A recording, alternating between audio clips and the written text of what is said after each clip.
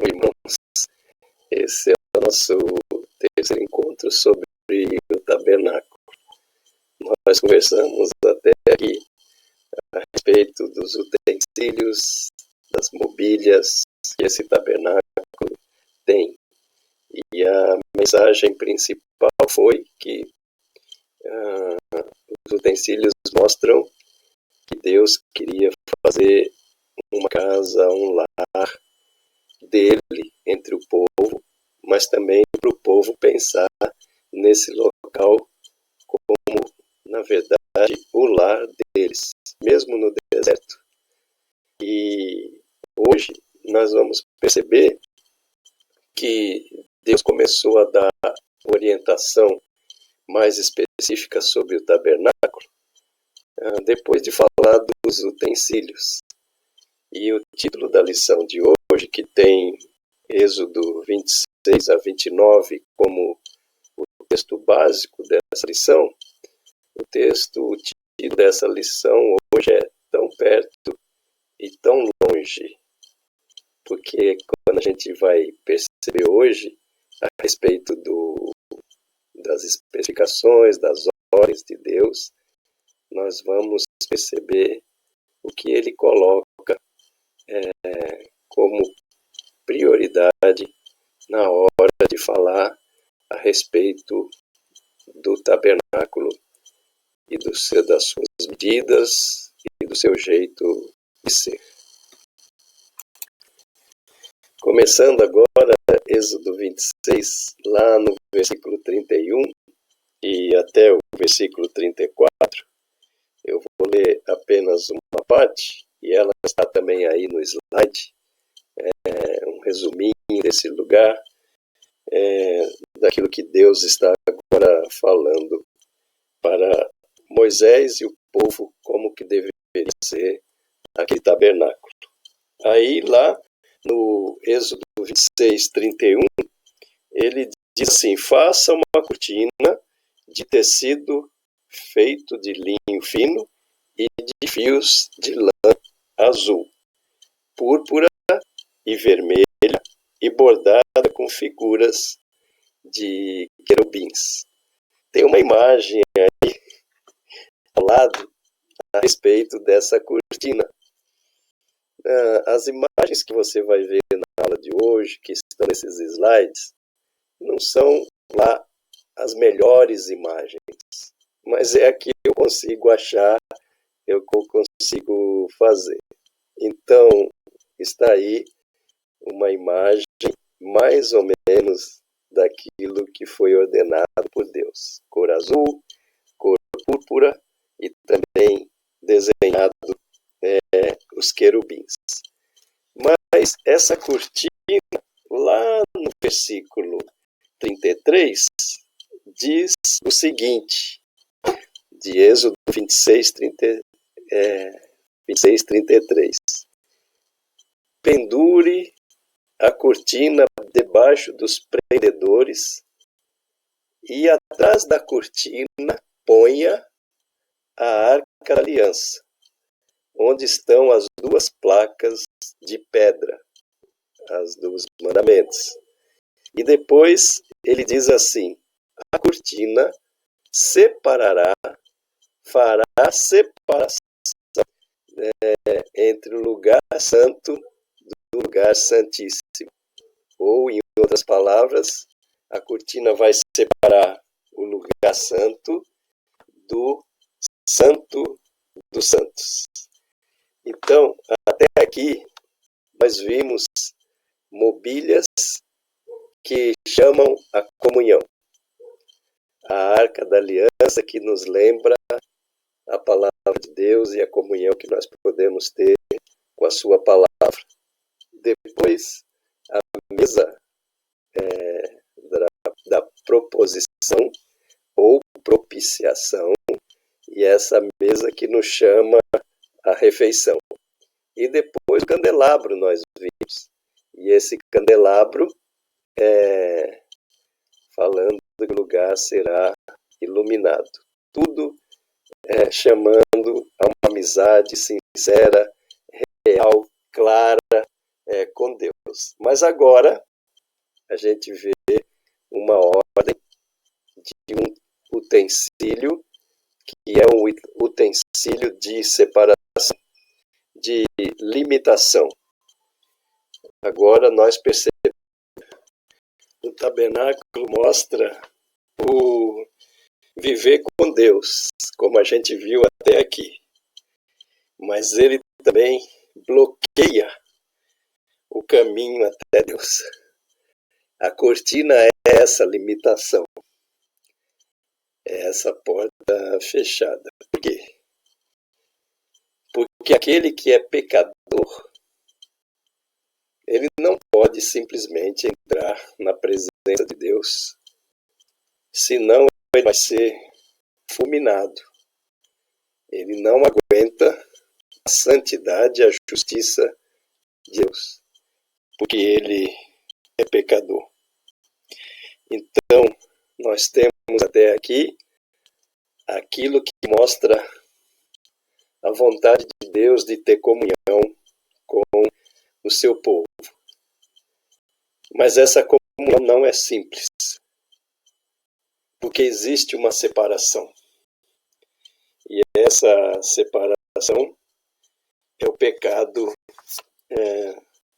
o nosso pecado, o pecado do homem. Mas a vontade de Deus é ter comunhão com o homem. E essa vontade é revelada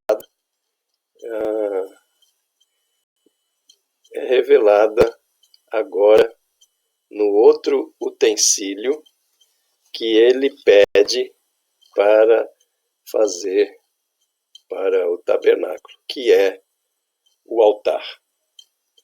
Isso está lá em Êxodo 27, 1 a 8, a orientação para o altar. Mas em Gênesis 29, 11 a 13, nós temos a descrição para que esse altar? Qual o propósito desse altar? Por que Deus está mandando fazer esse altar? Esse altar não fica dentro, depois da cortina.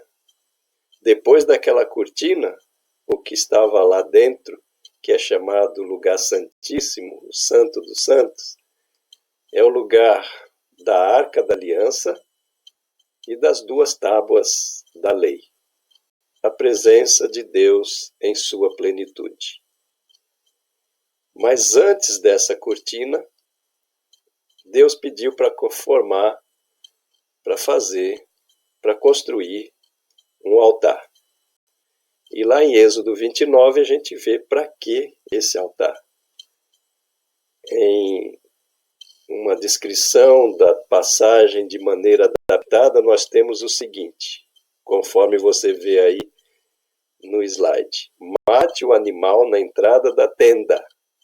Depois pegue o sangue dele e com o dedo ponha sobre as pontas do altar. Queime o sacrifício no altar como oferta para mim. Então, o altar foi construído para resolver o problema. Não tem jeito do homem ter comunhão com Deus diretamente sem resolver o problema do pecado. Mas Deus resolveu trazer uma solução. O caminho de volta para ele, do homem, tendo comunhão com ele. O israelita que entrava ali no tabernáculo, ele olhava para frente e o que ele via na frente dele era o altar. Então, o israelita, vendo o altar, ele tinha a mensagem de que ele era pecador. Mas existia um caminho dado por Deus, que era o altar, o lugar não só que revelava o pecado, mas também era o lugar onde era feito o sacrifício, derramamento de sangue para resolver esse problema da comunhão do homem, do israelita, com o seu Deus. Então, ele não só tinha a mensagem de que ele era pecador, mas ele tinha uma mensagem que Deus colocou alguém como substituto para ser sacrificado no lugar dele, para que o sangue fosse derramado e colocado sobre o altar, e isso subisse a Deus como incenso, como uma fumaça agradável ao Senhor. Um animal substituto.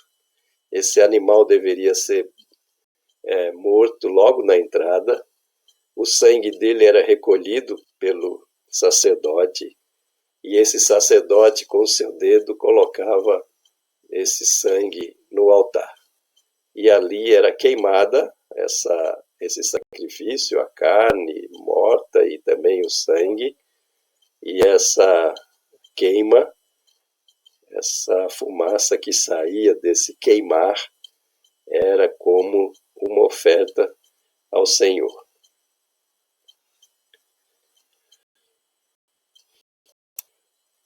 Nesse capítulo também, 26, a gente vê Deus dando orientação a respeito de como que deveria ser as medidas de todo o tabernáculo e também o material para a construção desse tabernáculo. E a gente percebe que Deus dá orientação para 4 camadas. Em Êxodo 26, de 1 a 6, ele fala de uma camada interna azul. E isso nos faz lembrar a cor do céu. Isso faz nos lembrar dos céus. A segunda camada seria uma camada de pelos de cabra. Isso está em Êxodo 26, 7 a 13. E esses pelos de cabra lembram aquelas vestes que Deus providenciou para Adão e Eva para cobrir a vergonha que eles sentiam. As vestes lá do jardim após o pecado e o sentimento do pecado. A terceira camada era de peles de carneiro tingidas de vermelho. Aí está no versículo 14 de Êxodo 26. E aí a gente já percebe essa coisa, a ênfase que Deus dá à questão do sacrifício. E o carneiro e essa tinta vermelha. Tudo indicando, já mostrando que no futuro teria o Cordeiro de Deus que tira o pecado de todo mundo. Mas a quarta camada, os comentaristas, os estudiosos, eles não sabem do que era feita essa quarta camada do tabernáculo. Mas alguns acham que essa quarta camada, que era a última camada, era de algum material que protegia todo o resto do tabernáculo das intempéries. Era algum material de proteção das intempéries. Mas a gente vê nessa parte da lição principalmente essa questão do sacrifício. E Deus abrindo um caminho. Certa vez, Jesus falou que ele era o caminho para casa e que ele era o sacrifício. Aqui a gente pode pensar um pouquinho no título dessa lição. A Arca da Aliança, a mesa da propiciação, o candelabro, tudo aquilo que foi revelado por Deus, mostra que Deus está fazendo um convite e que o homem pode estar muito perto, tão perto de Deus. Mas quando ele fala a respeito da cortina, como a gente viu, a gente vê que o homem fica do lado de fora. Ele não pode entrar no lugar da real presença de Deus. Então, tão perto no convite, mas tão longe por causa desse véu. Isso porque, novamente eu repito, por causa do problema do pecado. E aí, só depois que nós temos a orientação de Deus, isso no capítulo 27 de Êxodo, a partir do versículo 9 até o 19, fala a respeito do pátio do tabernáculo. Esse pátio teria a mesa do altar, mas ele fala também a respeito do candelabro de um lado e a mesa com aqueles pães, a mesa da propiciação do outro lado. Então, o altar, o candelabro e a mesa da propiciação. E o tabernáculo era aberto para o homem, para o israelita, para nós. E quem acendia a luz? A luz estava acesa. A gente não precisava chegar lá e ficar procurando o interruptor. Deus já tinha providenciado essa luz. Deus estava lá nessa casa, esperando o homem. A luz estava acesa. Você pode ver pelos versículos 20 e 21 do Êxodo 27. Mas você também vê que não só a luz estava acesa, mas a mesa estava posta. Há pão na mesa, para amizade, para conhecimento. E o mais importante nessa orientação de como deveria ser o tabernáculo, o pátio do tabernáculo, é que ele deveria estar em direção ao Éden, ao leste. Porque o jardim do Éden, pela descrição, ficava para esse lado leste, esse lado onde o sol nascia. Então aí no slide está assim: faça para a tenda sagrada um pátio. E aí depois de um tempo diz, no lado do nascer do sol. Êxodo 27, 9 e 12. O leste, o nascer do sol, fica para o Éden. Então isso para lembrar sempre ao povo, a cada um que ia para lá,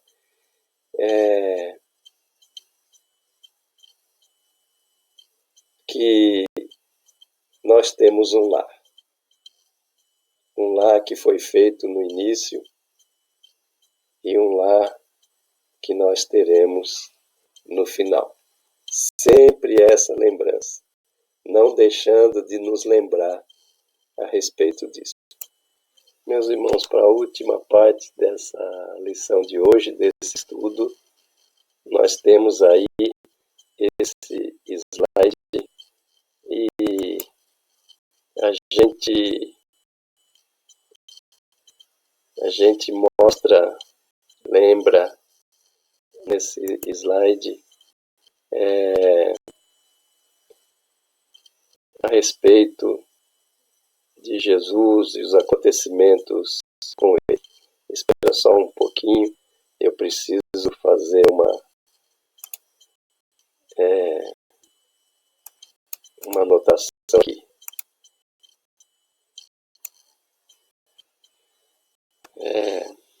Aí, voltando, nós nos lembramos de Jesus e, lembrando de Jesus, nós lembramos do episódio que Mateus registra, não só Mateus, mas esse episódio aqui, Mateus 27, 50 e 51. Aí Jesus deu um grito e morreu. Então, a cortina do templo se rasgou de cima até embaixo. Passagem bonita. Que passagem bonita essas aulas, nosso encontro de hoje. Foi quando Jesus deu o último suspiro, quando Jesus morreu. Aquela cortina que foi feita no templo lá de Jerusalém, por causa das descrições e das ordens dadas para o tabernáculo. O templo foi feito da mesma maneira que o tabernáculo. Então, tinha essa cortina, tinha esse véu que separava o lugar santíssimo do lugar santo. O santo dos santos do lugar santo do pátio. Mas quando Jesus morreu, essa cortina que existia real, no mesmo momento que ele deu o último suspiro, esse véu, essa cortina se rasgou, e se rasgou de cima até embaixo. Não teve mais agora a limitação, não tem mais agora aquilo que separa para a presença de Deus, porque o Cordeiro eterno, verdadeiro, ele foi morto em nosso lugar. E aí a gente percebe agora o outro verso lá de Hebreus, por causa dessa verdade, diz que Jesus, ele nos abriu um novo e vivo caminho. Portanto, cheguemos perto de Deus com ousadia.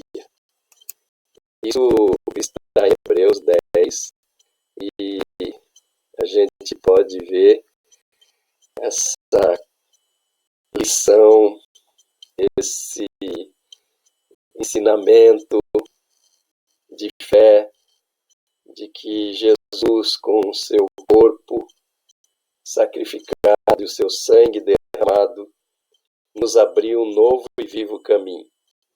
E que agora, pela fé, com sinceridade, com o coração purificado, com a consciência sem mácula por causa do sacrifício de Cristo, podemos chegar bem diante de Deus, com coragem, com ousadia, para termos essa comunhão com Ele. Essa comunhão intensa que, na verdade, Ele trabalhou para isso desde o início. E podemos esperar para nós aquele lar do futuro, lar que que Jesus foi preparar para nós e que será definitivo. Eu termino esse estudo com uma sugestão do autor do livro que nós estamos estudando. Ele termina no capítulo 11, que é o que nós estamos estudando já há 3 encontros. Ele termina dizendo assim: não transforme em um espaço onde é fechado para o lado de fora a sua casa, o seu apartamento, o lugar onde você habita. Não faça desse lugar a sua casa como um castelo com ponte levadiça, que para entrar é preciso muito pedido, muita solicitação, uma dificuldade muito grande. Não transforme a sua casa num espaço assim, fechado. E ele nos diz para termos a nossa casa aberta. Por quê? Porque este é o exemplo de Deus, a obra de Deus, a vontade de Deus, e que nós podemos imitar em nossa própria vivência, nossa prática, em nossa própria casa. É o lugar do convívio, é o lugar de fácil acesso. Muitas vezes essa ponte levadiça não é só as trancas, os portões, os cadeados, mas também muitas vezes podem ser as nossas atividades. Elas estão grandes, tão cheias, que elas estão pedindo a nossa agenda de ter momentos para os outros, momentos do convívio, até mesmo para a nossa família. Então, não é só a questão do pão, das trancas, mas também as atividades que nós temos. E eu termino com uma frase do autor do nosso livro. Vai mais além daquilo que nós estamos falando. Ele diz: certifique-se que o lar mais importante para você seja o lar que você tem em Cristo. Então, termino com essa frase do autor, dizendo: a sua casa terrestre não é um lugar sagrado. O lugar sagrado é a mensagem do Evangelho, a mensagem de Cristo e o lar que Ele está preparando para nós. Que Deus